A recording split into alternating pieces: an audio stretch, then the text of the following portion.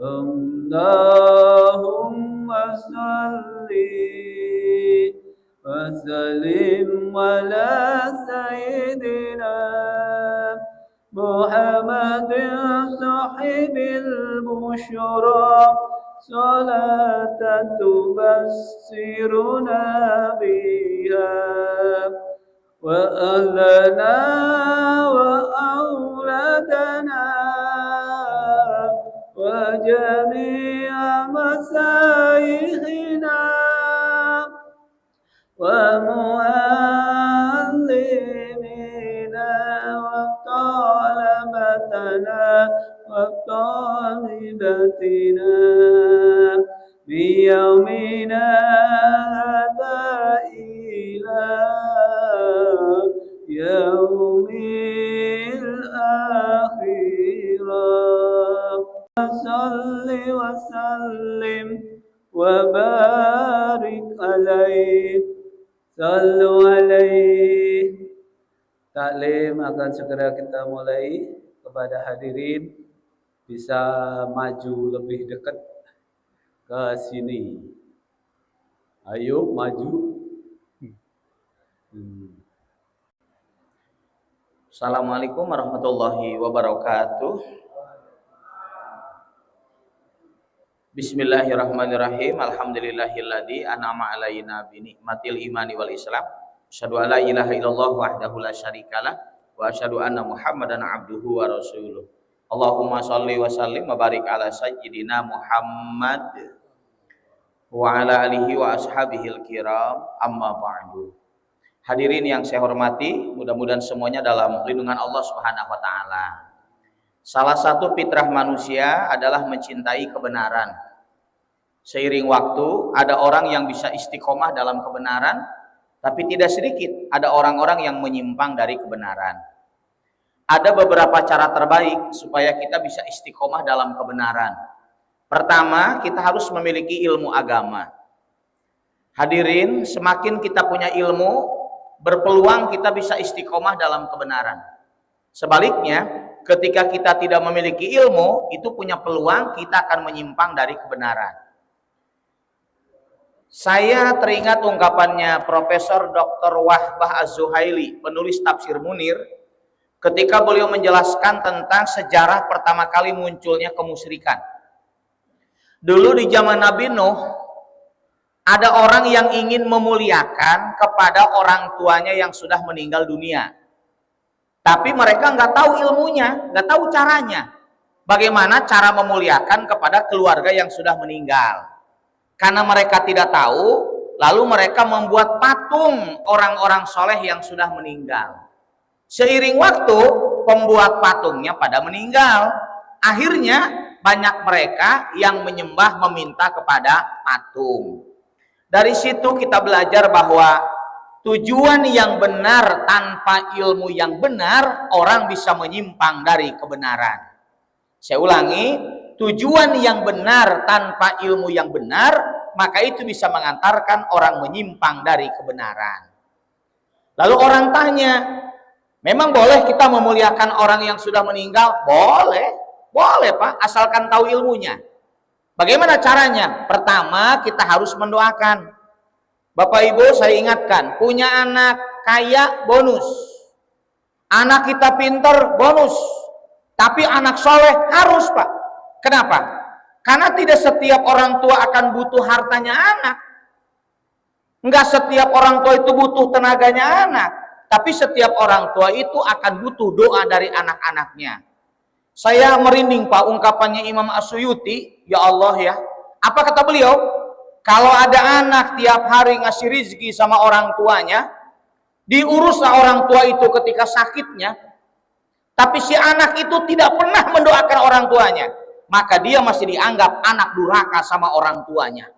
Merinding saya Pak baca pendapat itu. Oh, selama ini kita bahagiakan orang tua itu dengan harta, kita rawat mereka, tapi ternyata ada yang penting buat orang tua itu. Doakan kedua orang tua, baik mereka yang masih hidup, apalagi yang sudah meninggal dunia. Makanya ada bapak punya orang tua udah meninggal, didoakan. Itu cara memuliakan kepada orang tua kita yang sudah meninggal. Naik yang kedua, sedekah atas nama orang yang sudah meninggal. Itu memuliakan orang tua kita yang sudah meninggal. Ya walaupun maaf ya, ada orang yang sedekahnya itu kan makanan. Ada Pak, saya ceramah di Serang sebelah sana, diundanglah itu. Ustadz, mohon ya nanti ceramah acara haul. Haul, ada ceramah, ada. Haul apa? Ulang tahun kematian. Oh, diperingati. Bagus, itu memuliakan orang yang sudah meninggal. Ada tahlilan enggak? Oh, tahlilan dulu. Baru kemudian makan, baru ceramah. Waduh, bengi jere kita nih urusannya ya. Udah tahlil, makan, baru ceramah. Kenapa harus makan? Kalau makan mah, begitu dimakan tuh berkat, langsung nyampe kepada almarhum pahalanya. Oh gitu. Kalau sembako lama, nyampe ke mayatnya lama. Kudu dimasak dulu katanya. Udah dimakan, baru nyampe sama almarhum. Apalagi duit, lebih lama lagi. Kudu belanja dulu, ya kan?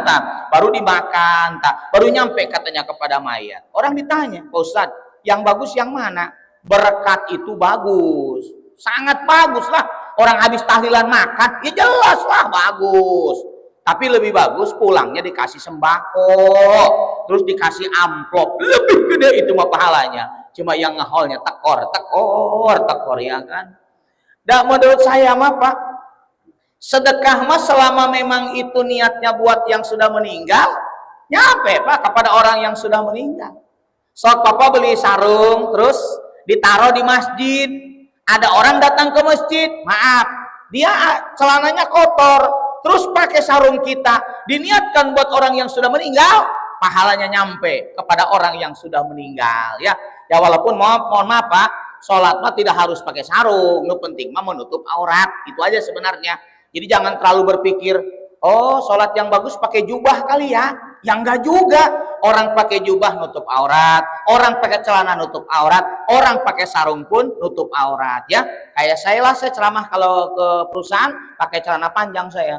Tapi kalau ke kampung pakai sarung, jelas lah, pakai sorban, pakai peci. Takut amplop ketuker buku, ya kan? Masalahnya pernah kejadian ketuker sama kori itu, pernah kejadian kan? Nah dari situ saya kalau ke kampung pakai sorban, takut takdir dua kali nanti menimba kan? Nah sebenarnya kan mohon maaf ya Pak, kita sholat maka penting menutup aurat.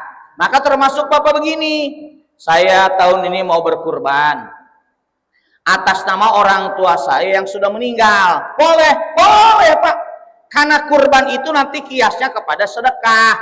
Kalau sedekah saja sampai kepada orang yang sudah meninggal, maka kurban atas nama orang yang meninggal pun pahalanya sampai kepada orang yang sudah meninggal. Cuma ini fikih suka beda pendapat Pak. Saya mengutip pendapatnya Ibnu Qudamah, penulis Minhajul Qasidin. Kalau bapak ibu mau kurban atas nama orang yang sudah meninggal, sebaiknya kita tidak menerima daging kurbannya, karena itu diniatkan pahalanya semuanya buat orang yang sudah meninggal. Pak Ustadz, saya udah niat atas nama bapak saya, sama panitia dikasihlah 3 paket, ambil aja, nanti bapak bisa sedekahkan lagi kepada orang lain supaya yang meninggal lebih besar mendapatkan pahalanya. Maka kalau ditanya, bisa memuliakan orang yang sudah meninggal? Bisa Pak, bukan dengan cara membuat patungnya, tetapi bagaimana kita bisa mendoakan, bisa sedekah atas nama orang-orang yang sudah meninggal dunia. Makanya kalau ingin istiqomah dalam kebenaran, syarat pertamanya harus memiliki ilmu agama. Saya ambil contoh lain Pak, mohon maaf, sampai saat ini ada orang yang bayar zakat kepada anak-anak yatim. Sampai saat ini Pak. Padahal kalau kita baca Al-Quran, anak yatim itu tidak masuk kepada mustahik zakat. Bapak cek At-Taubah 60. Innamas shadaqatu lil fuqara wal masakin. Itu sudah dijelaskan. Yang berhak menerima zakat mah cuma ada 8 asnaf. Di situ tidak ada anak yatim. Jadi kalau ada bapak bayar zakat mal kepada anak yatim, begitu dicek, ya Allah itu yatim warisannya rukonya ada 5. Terus bapak bayar ke dia, dipastikan tidak sah. Kenapa? Karena yatimnya itu adalah orang kaya. Tapi kalau kita bayar zakat, oh iya bapaknya meninggal, memang dia orang miskin, lalu kita bayar zakat. Sah. Kenapa sah? Bukan karena yatimnya. Karena yatimnya posisinya sebagai orang miskin. Maka dari situ ya Pak, hati-hati. Kalau kita pingin benar beragama itu, harus kita punya ilmu. Harus punya ilmu Pak. Nah, saya ambil contoh lain Bapak Ibu. Mohon maaf ini. Ada orang di Idul Adha. Idul Adha ini. Mobilnya mah bagus. Pajaknya mahal. BBM-nya tiap bulan juga luar biasa jutaan. Sampai saya kemarin Pak pas BBM naik itu, alhamdulillah ya Allah tahun kemarin saya ganti mobil. Tadinya mau Pajero waktu itu saya mau beli, ya kan? Cash Pak, Ustadz mah nggak punya penghasilan tetap, kudu cash lah. Waktu itu nggak jadi Pak saya, alhamdulillah itu. Udah mah duitnya kurang lagi beli Pajero makan, akhirnya saya nggak jadilah beli mobil yang saya mampu beli aja. Mohon maaf ya Pak. Andaikan jadi, mana BBM-nya mahal. Gak kebayang lah, saya pengajian tiap hari kan, BBM naik. Sedangkan transport Ustadz jarang naik, ya kan? Jarang naik kan. Untung ya Allah, saya nggak jadi tuh beli mobil. Mohon maaf Pak, ada orang yang begini, pajak mobilnya setahun 8 juta. Bahan bakarnya tiap bulan berapa juta. Tapi begitu Idul Adha, dia nggak berkurban. Ditanya, nggak korban Pak. Nah, udah tahun kemarin. Nah, itu pemahaman yang keliru. Maaf ya Pak. Kurban itu beda dengan haji. Kalau haji mah sekali seumur hidup. Itu haji Pak. Dan haji paling gede pahalanya haji yang pertama. Contoh. Bapak pernah haji, ikutnya reguler, habislah 100 juta. 5 tahun kemudian ikut ENA Plus, habis 500 juta. Mana yang gede pahalanya? Yang pertama, walaupun reguler, cuma habis 100 juta, karena haji yang pertama hukumnya wajib. Haji yang kedua hukumnya sunnah. Yang sunnah tidak mungkin bisa mengalahkan yang wajib. Saya ambil contoh, Bapak tadi malam tahajud ya? Ada yang 8 rakaat, kelihatan dari matanya. Ngeleyur aja ngantuk itu kelihatan ya, lelah banget kelihatan ya, kelamaan tahajud. 8 rakaat. Terus Bapak sholat subuh 2 rakaat. Tahajud 8 rakaat Pak, tapi sunnah kan? Hari subuh 2 rakaat wajib. Tahajud 8 rakaat tidak mungkin mengalahkan pahala subuh 2 rakaat. Kenapa? Tahajud hukumnya sunnah, sementara sholat subuh mah hukumnya wajib. Cuma begini, haji mah wajibnya cuma sekali. Tapi kalau kurban, justru Nabi itu mengajarkannya setiap tahun. Jadi kalau ada orang kaya, maaf ya, mobil bagus, pajaknya mahal, nggak berkorban, menyimpang dari kebenaran. Kenapa? Dia nggak sadar kalau kurban itu diperintahkannya setiap tahun. Ini mah kalau Idul Adha belinya tusuk sate aja ya Allah, areng aja kipas. Atuh Pak, korban lah. Nih saya ingatkan begini Pak. Pak, nikmati apa yang menjadi rizki kita. Jangan banyak Bapak memikirkan yang akan menjadi rizki orang lain. Saya ulangi Pak. Nikmati aja rizki yang menjadi milik kita. Jangan banyak memikirkan rizki yang akan menjadi milik orang lain. Contoh. Bapak sekarang masih hidup. Bapak punya uang, masih jadi milik Bapak kan? Begitu Bapak meninggal, berubah statusnya. Jadi rizki istri, rizki anak-anak kan? Jadi jangan suka berpikir, kalau saya ntar korban duit berkurang, gimana ntar anak-anak saya? Kan bapaknya belum meninggal, ngapain mikirin itu? Udah berkorban aja sekarang. Karena begitu kita meninggal mah, itu rizki langsung berubah menjadi milik istri, milik anak-anak kita. Belum tentu Pak, nanti kita meninggal, istri kita mau berkorban atas nama kita. Belum tentu Pak, belum tentu. Maka dari situ, Bapak yang punya ilmu, saya tahun sekarang harus berkurban. Kenapa? Nabi hajinya cuma 1 kali, tapi kalau Nabi Muhammad itu berkorbannya setiap tahun. Makanya pengen istiqomah dalam kebenaran, syarat pertama harus punya ilmu agama. Pak, jangan jauh-jauh. Punten ya Pak. Bapak jadi khotib Jumat, bukan nyinggung ini lagi ngomong bener ini, ngomong bener Pak, ngomong bener ini. Di antara yang sering dilupakan Pak, khotbah itu bukan ceramah, bukan. Rukun khotbah itu wasiat takwa, bukan ceramah, wasiat takwa. Wasiat itu apa? Pesan singkat. Itu wasiat. Jadi khotib yang punya ilmu jangan lama-lama. Dia cuma diperintahkan wasiat takwa. Artinya apa? Berwasiat itu pesan singkat tentang ketakwaan. Ini kan ada khotib tuh lama, Pak. Saya pernah dulu ikut Jumatan di Kalimantan. Saya bilang untung saya jarang ke sana, Pak. Begitu di sana ada khotib 45 menit, Pak, khotbah Jumat. Saya bilang ini pertama terakhir, untung saya bukan orang Kalimantan. Ya Allah, 45 menit. Imamnya 15 menit. Pas, Pak. Mulai dohor jam 12, selesai jam 1. Artinya apa? Dia pikir bagus khotbah lama. Enggak, Pak. Justru disebut khotbah Jumat mah wasiat takwa. Artinya apa? Pesan singkat. Kenapa pesan singkat? Karena orang di waktu Jumat itu punya kepentingan yang berbeda. Nah, makanya saya lihat di sini alhamdulillah, saya tiap kajian siapapun yang jadi imam sholat zuhur nggak ada yang lama di sini. Itu berarti imam profesional, ya kan? Iyalah, nggak lama kan? Yang khotbah Jumat nggak lama, itu yang profesional. Kenapa? Karena memang khotib itu bukan ceramah, tapi dia hanya wasiat takwa, ya. Dan yang bagus, Pak, kalau kita mau sholat aja kan lihat ke belakang. Nggak apa-apa, nanti latihan di komplek. Ya jangan imam maghrib, dohor aja, dohor. Kan nggak keluar suaranya kan? Diem aja kan? Nah, Bapak lihat, oh, kalau makmumnya tua-tua, awas, Pak. Lihat dulu, jangan lama-lama. Kenapa? Kita kudu tahu ilmunya. Karena mereka datang ke masjid itu ingin berjamaah. Ketika lama sholat itu, khawatir orang kapok sholat berjamaah dengan kita. Maka kita kembali ya, Pak. Kalau Bapak pingin istiqomah dalam kebenaran, ayo belajar ilmu agama. Dan belajar bakat minal mahdi ilalahdi.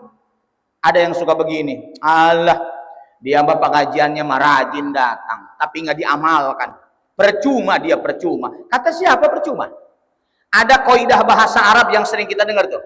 Al ilmu bila amal kasajar bila samar. Ilmu tidak diamalkan seperti pohon yang tidak berbuah. Pertanyaannya, apa pohon tidak berbuah? Tidak ada manfaatnya? Ada manfaatnya. Awas, Pak, awas.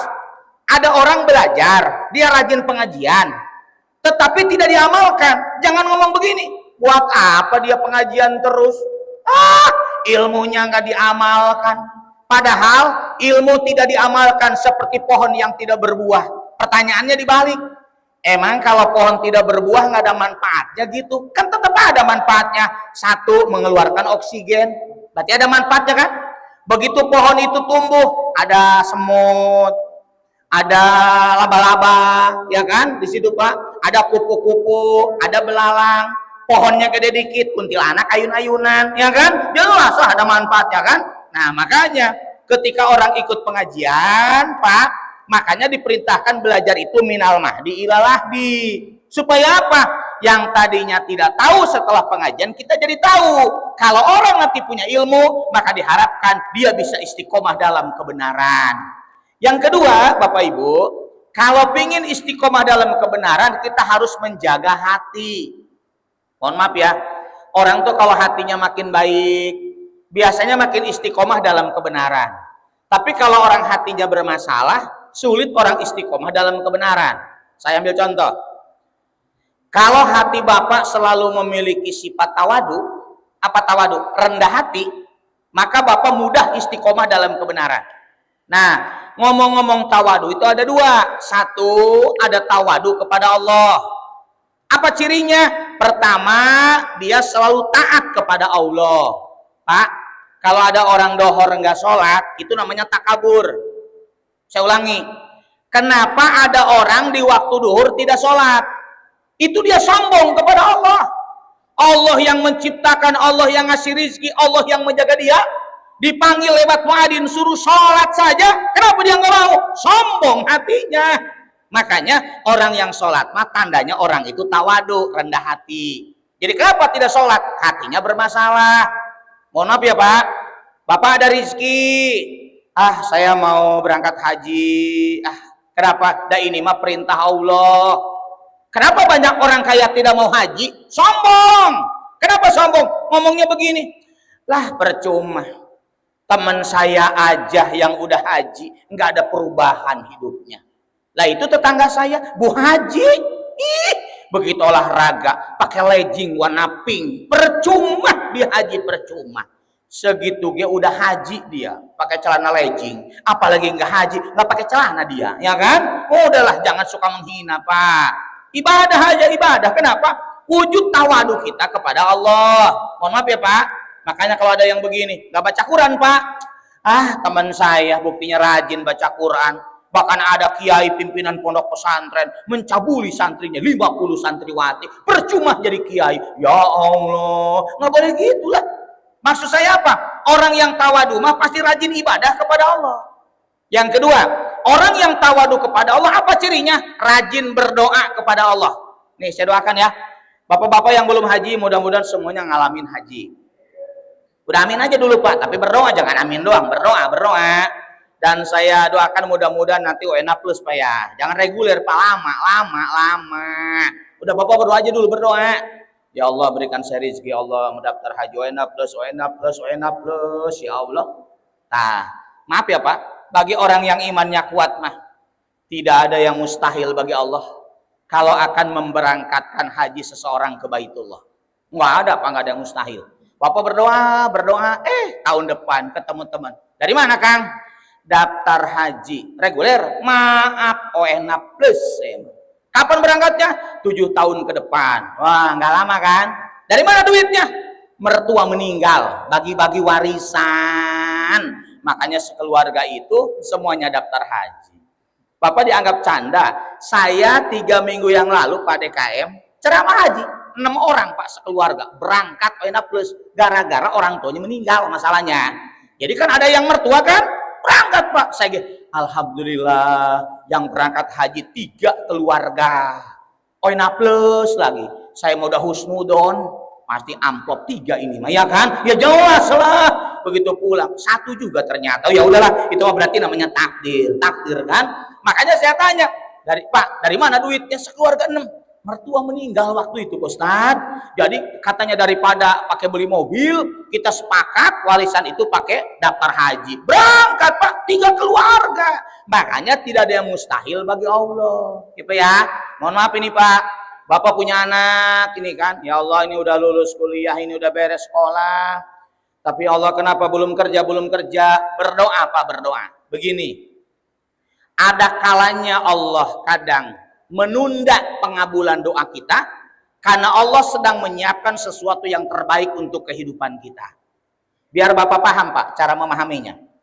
Kemarin 31 Maret 2026 ketika SNBP diumumkan. Oh Pak, orang-orang pada telepon saya. Ada orang tua begini, alhamdulillah Pak Ustadz, anak saya terima di Fakultas Kedokteran. Ya wajar lah, ranking paralelnya pertama kok. Dari 400 murid dia ranking pertama. Ngambillah Fakultas Kedokteran, ya lulus lah, orang paling pinter kok. Tapi Pak yang menarik, ada anak rankingnya ke 115 dari 400 murid Pak. Sampai ibunya bilang begini, ini mah nyoba-nyoba aja Ustadz, dan nggak mungkin anak saya ranking ke 115, yang ranking 40 aja nggak lulus, yang 60 aja nggak lulus. Tapi begitu pengumuman, ternyata dia diterima. Kenapa diterima? Ada doa yang dipanjatkan yang mungkin doa itu dikabulkan oleh Allah Subhanahu wa taala. Makanya ya Pak, orang-orang yang tawadu kepada Allah, mas satu rajin ibadah, taat kepada Allah. Yang kedua, rajin berdoa. Kenapa? Karena manusia tidak tahu apa yang terbaik dalam kehidupannya, maka dari situlah dia banyak berdoa kepada Allah. Yang kedua, tawadu kepada sesama manusia. Mohon maaf. Bapak tadi sholat, tawadu kepada Allah. Beres sholat doa, tawadu kepada Allah. Ada tawadu kepada manusia. Apa cirinya? 1, mudah menerima nasihat. Makanya orang sombong nggak mau ngaji kan? Nggak mau. Ngaji Kang, udahlah. Ustadznya nggak meyakinkan dia mah. Nggak pakai jubah, nggak ada jenggotnya. Oh ya Allah. Ada Pak. Kadang dianggapnya, apa itu Ustadz lokal? Ustadz dari Timur Tengah. Begitu Pak ngomongnya. Tapi ini orang-orang tawadu kelihatan, ya kan? Apa kata Bapak, mau tiduran juga panas, mending pengajian, kan begitu kan? Minimal dapat kue sekotak kan ngegayem dari tadi kan? Makanya sih lihat Pak, orang-orang sombong mah nggak ada dia mau ngaji. Kenapa? Nggak mau diomongin orang kan? Nggak mau Pak. Tapi kalau Bapak mah sama anak suka diomongin. Udah sih Pak, jangan main HP aja, mending Bapak tidur, malam tahajud, besok kerja. Kalau Bapak tawadu mah Pak, Walaupun anak yang ngomong, terima. Kenapa? Al-haqqu min rabbik. Dan kebenaran nah aslinya datangnya dari Allah. Bapak diomongin sama istri, wis si Kang aja ngerokok bae, deleng ku napas Gus, ngap-ngapan. Tapi istri bapak nggak paham Pak. Saya baru tahu tuh Pak DKM ya, Pak Anwari, ternyata orang rokok itu bisa panjang umur ternyata. Yang diisep asap, yang dikeluarkan beban hidup Pak dikeluarkan itu. Oh jadi takong bae ta. Pantesan orang mati jari kita nih ya. Tapi orang kalau ada beban hidup nggak ngerokok, dia meninggal deh dia kanta. Oh pantesan. Nggak, ini mah kola, itu ungkapan orang yang perokok katanya kan. Jadi saya tanya, Kang, ngerokok sehari sebungkus sih, udah pegel tak? Pak Ustadz mah, yang diisep asap, yang dikeluarkan beban hidup. Oh pantesan sehat jadi katanya ya. Nah, memang sulit Pak ngomongin orang yang suka ngerokok itu susah. Karena dia mah imannya kuat, wis Kang aja ngerokok bae, rokok membunuhmu. Orang mati kita bukti ini. Ya Allah ya. Nah, makanya Bu, Pak, kalau Bapak diomongin sama anak, wis ayah, napas udah bunyi begitu jangan ngerokok aja. Ya udah Pak, kalau itu yang diomongin anak itu benar, ya ikutin lah. Kenapa? Kan sumber kebenaran mah tetap Allah. Gitu ya Pak. Awas hati-hati nih, bentar lagi Idul Adha. Tolong Bapak jangan menuduh kambing itu sumber penyakit. Nggak boleh itu Pak.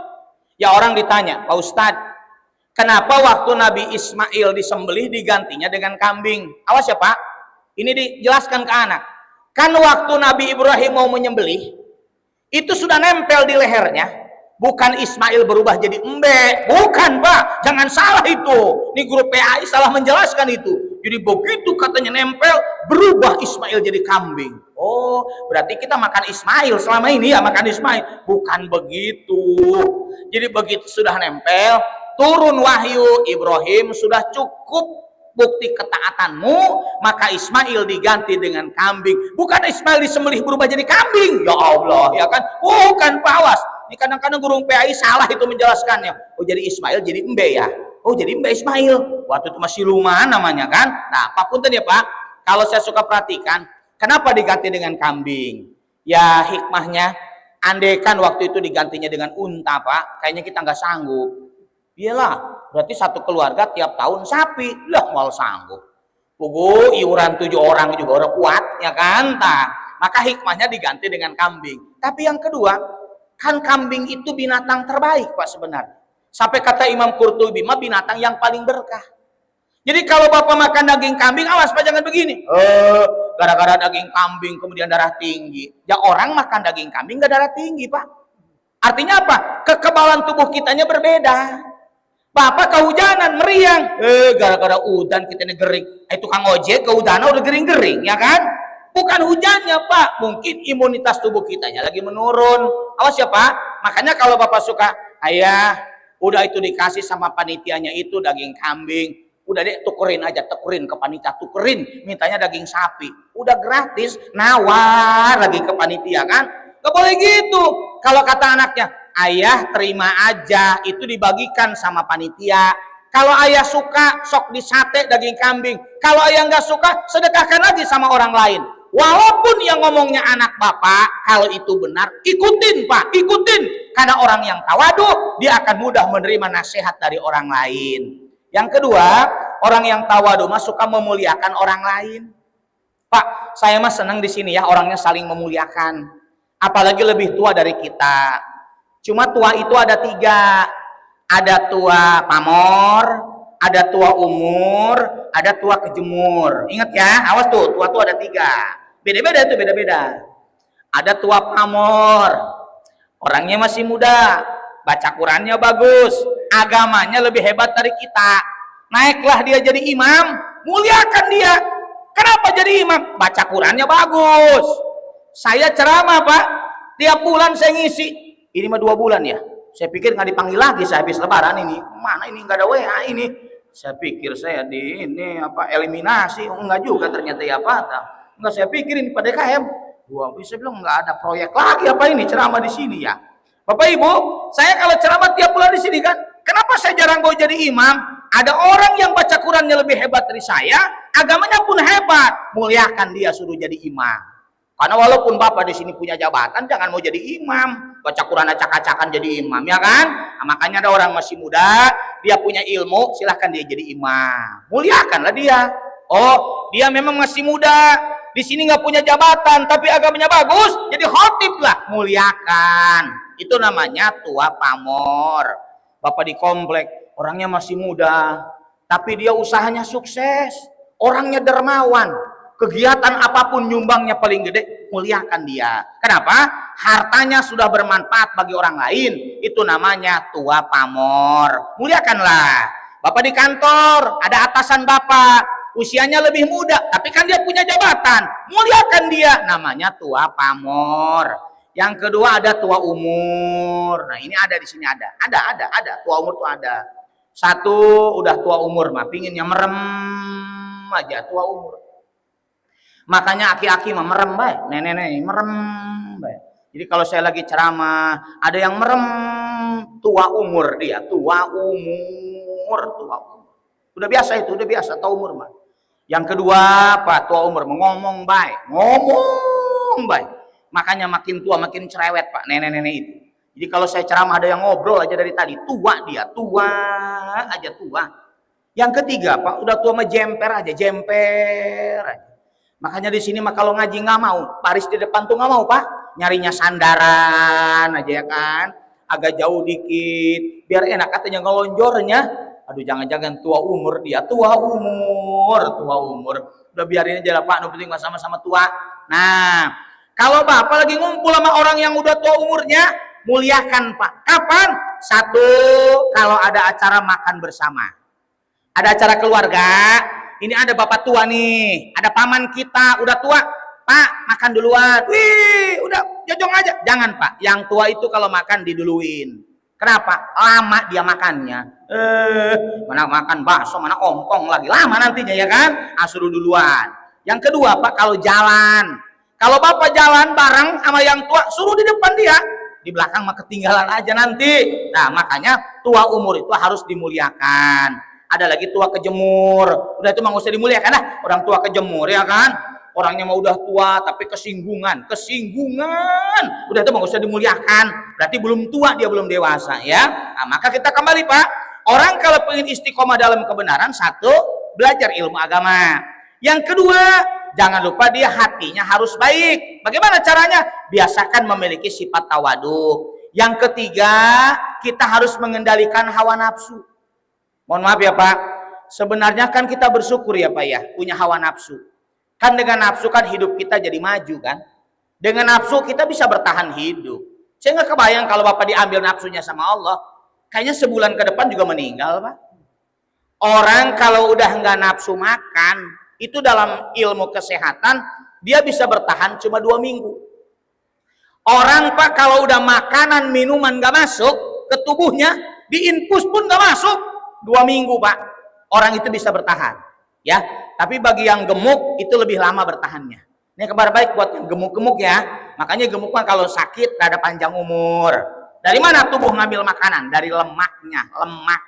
Yang gemuk-gemuk kalau sakit insya Allah rada panjang umur ya. Cuma kelemahannya orang gemuk suka meninggal mendadak. Itu aja tuh kelemahannya ya, tuh jatuh kepleset langsung meninggal, nggak bisa bangun dia masalahnya kan. Kalau yang kurus-kurus jangan sakit lah. Sehat keceking begang apalagi sakit ya kan. Nah makanya Bapak Ibu, kalau saya suka perhatikan, oh iya benar ya Allah, nah manusia itu dikasih nafsu makan bersyukur. Gara-gara dia punya nafsu makan, nanti muncul nafsu kepada harta. Mohon maaf ya Pak, Bapak sekarang punten kerja pingin dapat harta, salah satu tujuannya apa? Dengan punya harta itu kita bisa makan, bahkan menjadi makanan yang kita sukai. Jadi penyebab orang cinta harta gara-gara punya nafsu makan. Jadi sebenarnya Pak bersyukur ada nafsu itu. Nafsu kepada lawan jenis, Bapak nikah. Gara-gara nikah kita punya anak. Gara-gara punya anak, manusia bertahan di bumi. Kalau ada orang yang menikah dengan sejenis, mohon maaf, maka lama-lama manusia akan hilang di dunia. Cuma ingat ya Pak, tidak boleh selalu memperturutkan hawa nafsu. Karena manusia bisa jadi sesat itu gara-gara nafsunya. Contoh Pak. Dulu Qarun itu kan rajin ibadah kan, karena dia sepupunya Nabi Musa. Sampai dia bilang, Musa menege. Coba sih doakan kita, ya Allah, kita mah belangsak bae pegel kita mah. Makanya Pak, kalau Bapak kaya doakan tetangga itu, saudara itu kaya. Biar Bapak kaya, saudara kaya. Kalau Bapak kaya, saudaranya miskin, minjem duit baik. Ruwet kan? Udah doakan aja biar kaya. Bapak sehat, doakan orang lain sehat. Nggak kebayang Bapak. Di kompleks 1 RT, yang sakit 52, capek kita keliling aja Kang, nengok orang sakit. Makanya kalau sakit, punten Pak, tengok orang, doakan supaya dia tetap sehat. Maaf ya Pak. Jadi sebenarnya kalau kita baca riwayat, Qarun itu tadinya rajin ibadah kan. Tapi begitu didoakan sama Nabi Musa, dia kemudian kaya. Begitu kaya, dia perturutkan hawa nafsunya, apa yang terjadi? Dia tinggalkan ibadahnya, dia tidak mau mengeluarkan zakat, sampai dia menolak kebenaran yang disampaikan oleh Nabi Musa. Kenapa menyimpang dari kebenaran? Karena Qarun selalu memperturutkan hawa nafsunya. Makanya kalau saya lihat, bapak-bapak, orang bisa istiqomah dalam kebenaran. Bagaimana caranya? Kendalikan hawa nafsunya. Kita punya nafsu bicara, kendalikan. Ya bicara mah boleh, tapi kalau bisa ada manfaatnya. Jangan kita nyakitin orang lain. Ya Pak? Bapak punten, kita punya istri, itu kan nafsu. Tapi ingat, nafsu dikendalikan. Kalau tidak terkendali, kita baca banyak orang udah punya istrinya baik, istrinya solehah. Apa yang terjadi? Dia tinggalkan istrinya, dia milih wanita lain. Kenapa hancur rumah tangga? Gara-gara banyak orang memperturutkan hawa nafsunya. Maka dari situ Bapak Ibu, kendalikan nafsu supaya apa? Kita bisa istiqomah dalam kebenaran. Yang keempat, banyak berdoa kepada Allah. Ada doa yang Allah ajarkan langsung dalam surah Ali Imran ayat ke-8 supaya kita istiqomah dalam kebenaran. Apa Bapak Ibu? Rabbana atina fid dunya hasanah. Udah pasti langganannya atina fid dunya hasanah. Rabbana la tuzigh qulubana ba'da idh hadaitana wa hab lana min ladunka rahmah innaka antal wahhab. Ada yang dari Nabi Muhammad sering kita baca, ya muqallibal qulub sabbit qalbi ala dinik. Ada yang dari Umar bin Khattab yang sering dibaca ketika doa, Allahumma arinal haqqa haqqa warzuqna tiba'ah wa arinal batila batila warzuqna jatinabah. Nah, Pak DKM, saya pernah dikritik orang, Ustadz, doa mah jangan pilih-pilih. Semua doa itu bagus. Ya iya sih, lihat dong konteksnya. Semua ayat Quran juga bagus, tapi kudu ingat konteksnya apa. Kan begitu. Kalau Bapak jarah kubur, atau dibaca teh Yasin Tabarok. Jangan baca surah Yusuf, mayatnya bingung mayatnya. Kok Yusuf? Siapa sih meteng di kuburan ya kan? Ya benar, Quran semua bagus, kudu tahu konteksnya dong, apa yang dibaca kan? Ada lagi begini, kalau pengajian mah jangan milih-milih ustadz. Semua juga yang disampaikan mah bener. Dan ngaji mah niatnya ibadah. Saya tanya balik, hari nikah ibadah bukan? Ibadah. Bapak milih nggak sama istri? Ya milih lah. Kenapa milih? Walaupun nikah itu ibadah, supaya kita bisa menikmati kehidupan berumah tangga. Ya kan? Jadi doa mah semuanya bagus. Ayat Quran bagus, tapi kudu paham. Acara pernikahan, akad nikah. Begitu kori baca ayat, kullu nafsin dha'iqatul maut. Atau pengantinnya kaget, siapa yang mau meninggal ini ya? Ya walaupun ayat Quran bagus, Pak kudu tahu atuh situasinya. Ini mah pernikahan, ya ayat pernikahan gitu. Bapak punten, pingin kan istiqomah dalam kebenaran? Ada doanya. Rabbana la tuzigh qulubana ba'da idh hadaitana wa hab lana min ladunka rahmah innaka antal wahhab. Ada yang habis sholat suka ya muqallibal qulub sabit qalbi ala dinik. Ya sesuailah dengan doanya.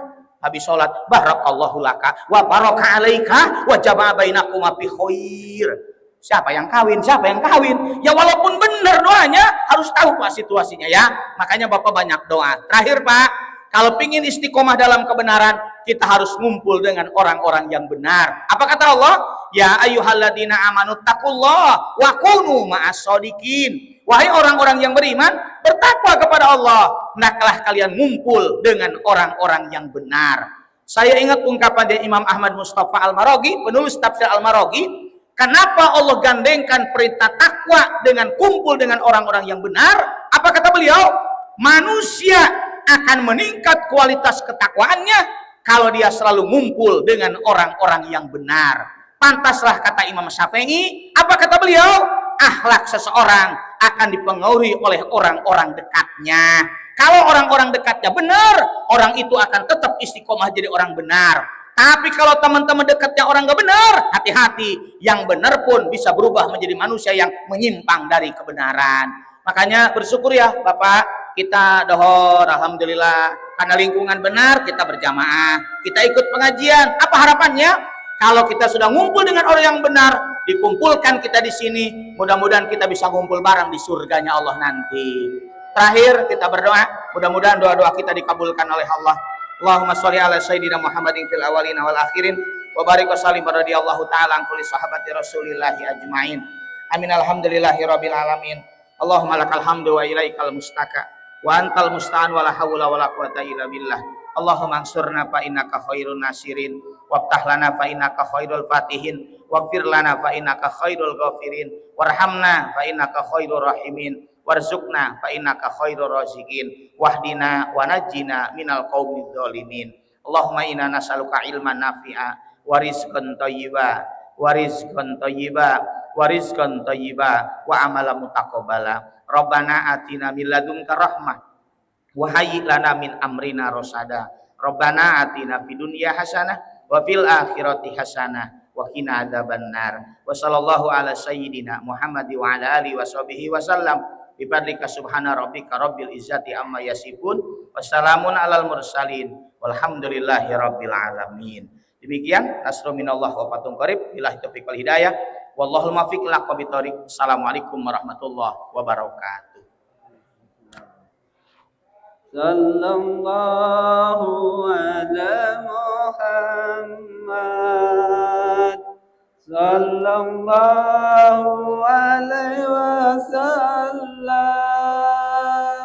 sallallahu ala Muhammad, sallallahu alaihi wasallam, sallallahu ala Muhammad,